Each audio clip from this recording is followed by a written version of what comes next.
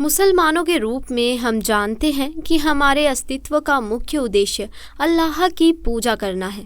तो प्यारे दोस्तों, आज का वाक़या है कि एक मुस्लिम शख्स को गैर मुसलमानों ने जहाज से समंदर में फेंक दिया। उसके बाद उसके साथ क्या मौजिज़ा हुआ, जिसको सुनकर आप भी हैरान परेशान हो जाओगे। इसीलिए आप इस वीडियो को आखिर तक ज़रूर देखिएगा। अस्सलाम वालेकुम प्यारे दोस्तों, एक समुद्री जहाज़ जिस पर काफ़ी बोझ था, तिजारत का सामान और ताजिर उस जहाज़ के ऊपर सवार थे।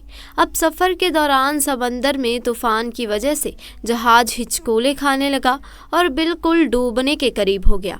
तो जहाज़ के कप्तान ने एक तजवीज़ सबके सामने पेश की कि देखिए, जहाज़ के ऊपर बोझ बहुत ज़्यादा हो गया है।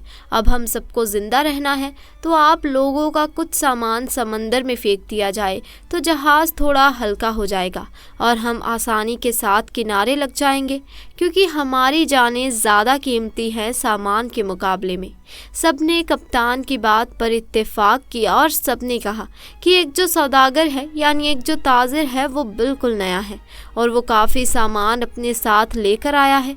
उसका सामान फेंक दिया जाए समंदर में तो इससे हम सब डूबने से बच जाएंगे, और उसका सामान जितना है अगर उतना फेंक दिया जाए तो हमारा जहाज़ आसानी के साथ किनारे लग जाएगा। सब ताजिरों ने इस बात पर इत्तेफाक किया, लेकिन जिस ताजिर का सामान फेंकवाया जाने वाला था, उसने कहा, मेरे अकेले का सामान क्यों फेंका जाएगा?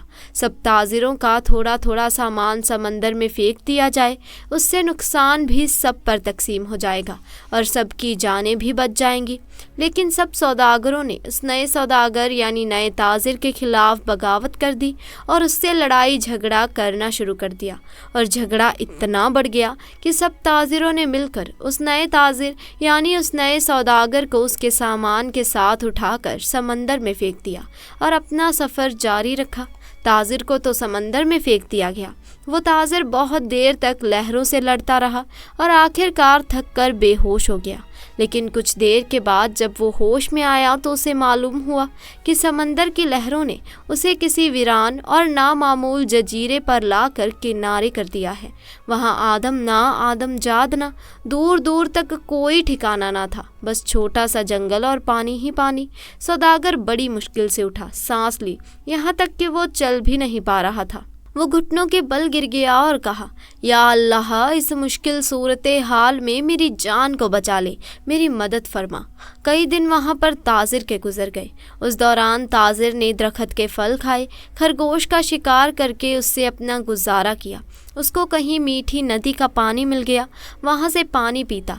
रात की सर्दी और दिन की गर्मी से बचने के लिए सौदागर ने जंगल से लकड़ियाँ काट काट कर एक छोटी सी झोपड़ी बनाई, ताकि ठंडी और गर्मी से अपने आप को बचा सके। एक दिन हुआ यूं कि जैसे कहते हैं ना, गरीबी में आटा कीला।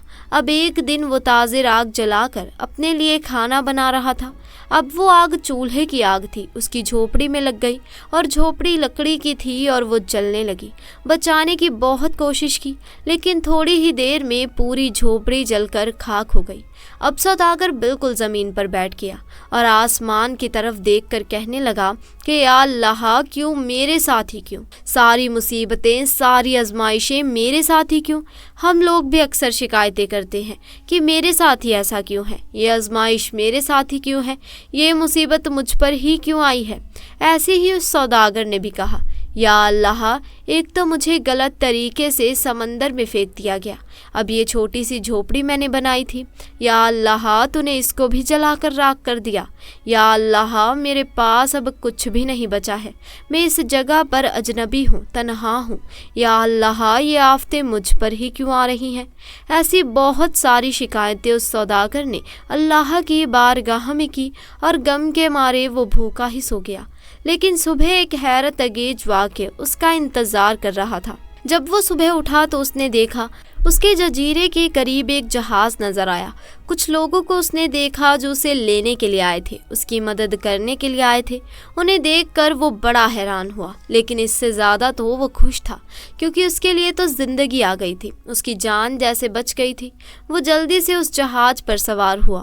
خوشی کی شدت سے اس سوداگر کو یقین نہیں آ رہا تھا کہ وہ چل رہا تھا اور جہاز والے اسے بچانے کے لیے آئے تھے۔ اس انجان جگہ پر کوئی یقین نہیں کر پا رہا تھا کہ میرے پاس یہ لوگ کیسے آئے، ان کو میرے یہاں ہونے کا پتہ کیسے چلا، انہیں کس نے یہ باتیں بتا دی۔ سوداگر نے ان جہاز والوں سے پوچھا، بھائیوں ایک بات مجھے بتاؤ، تمہیں کیسے پتہ چلا، تم نے مجھے کیسے ڈھونڈا، آخر میرا ٹھکانہ تمہیں کیسے مل گیا؟ یہ تو بالکل انجان اور اجنبی جگہ ہے۔ سوداگر کے ان تمام سوالوں کو سن کر جہاز والوں نے جواب دیا، ہم نے یہاں پر دھواں اٹھتا ہوا دیکھا تھا تو ہمیں ایسا لگا کہ کوئی شخص ہمیں اپنی مدد کے لیے پکار رہا ہے، کیونکہ سمندر میں جب کوئی مصیبت میں پھنستا ہے تو اسی طرح سے اشارے دیتا ہے، اور ہمیں ایسا لگا کہ کسی نے یہاں پر آگ جلائی ہے اور دھوئیں کے ذریعے وہ ہمیں مدد کے لیے پکار رہا ہے۔ ہم تم کو دیکھنے کے لیے یہاں پر آئے۔ یہ سن کر تاجر بڑا خوش ہوا، اللہ کا شکر ادا کرنے لگا اور اس نے اپنی کہانی سنائی۔ بلکہ ان لوگوں نے پوچھا، تمہارے ساتھ کیا کیا ہوا؟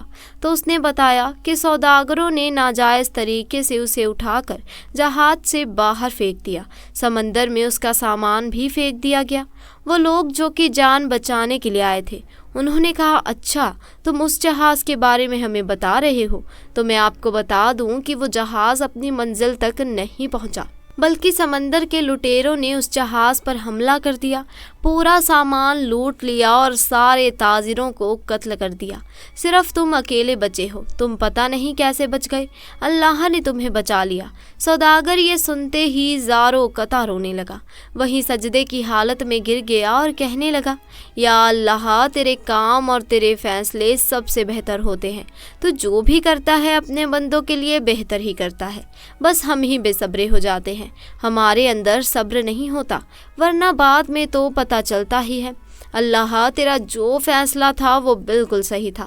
میرے بھائیوں اور بہنوں اور دوستوں، اگر آپ کی حالت بگڑ جائے تو آپ ڈرے نہیں، آپ خوف زدہ نہ ہوں، بس اتنا یقین رکھیں کہ خدا کی ہر چیز میں حکمت ہوتی ہے۔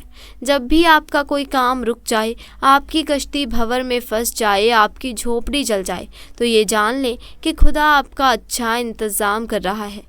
حضرت عبداللہ ابن عمر رضی اللہ تعالیٰ عنہ کہتے ہیں کہ رسول اللہ صلی اللہ تعالیٰ علیہ وسلم نے فرمایا کہ اللہ پاک نے جس کے لیے دعا کے دروازے کھولے ہیں، اس کے لیے رحمت کے دروازے بھی کھول دیے ہیں، اور اللہ تعالیٰ کے نزدیک ہو کر اس سے عافیت مانگنا ہر چیز مانگنے سے زیادہ بہتر ہے۔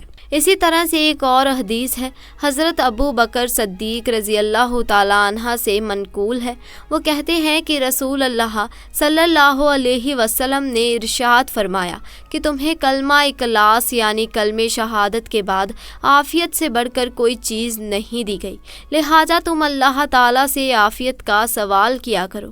لیکن عافیت ہے کیا؟ یہ سوال آپ میں سے بہت کے من میں ہوگا۔